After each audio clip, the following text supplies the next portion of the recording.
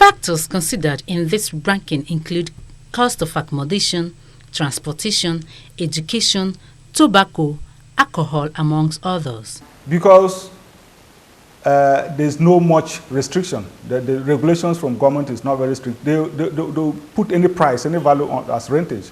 And that has taken to be the yardstick, as it were.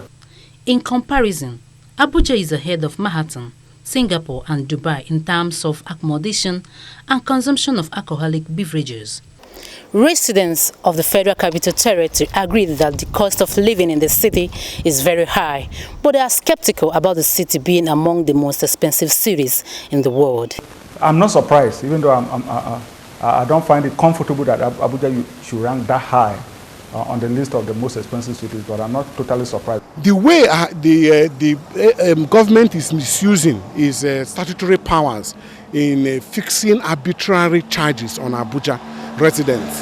Yes, Abuja is the most expensive city in the world because the government does not take into consideration the purchasing power and the economic level of the average person that lives in Abuja. Despite a consistent economic growth in the last few years, Nigeria's unemployment level is still on the rise and poverty is still widespread. Data from the National Bureau of Statistics reveals that 90% of the population in the Abuja city still live on an average $1 per day. Majority of the residents in Abuja are civil servants, artisans, menial laborers, and traders who cannot afford the opulence and high standard of living that is obtainable in the Abuja metropolis. As a result, more people reside in satellite towns where the cost of living is lower and affordable. When we consider our salary, it's not even afford our transportation, talk more of house rent. We are the ones that vote them there. Let them give us house. Let them make us comfortable. Let them give us house. Let's have a place to stay in town, closer to our place of work. Tens and thousands of people have been evicted from the city center since former FCT Minister Nasser Ahmed El-Rufai started a demolition campaign in 2003. Yet, the city is being reported to be growing at 20 to 30% annually, and the population is being predicted to rise from its present 5 million to 10 million by 2018.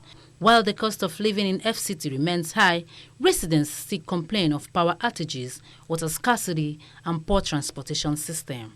A far cry from a city that may be regarded as one of the world's most expensive cities.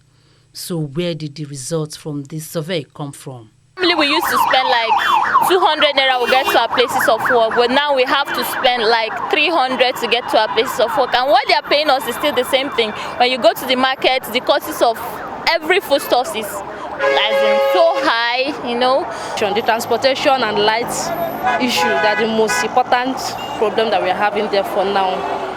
Probably researchers like this one should take into consideration other factors before coming out with its results, because economic analysts believe a false belief about Abuja could also result to a false economic impact to the city's economy that may inadvertently affect its economic growth. Ngozi, Onyejiaku, AIT News, Abuja.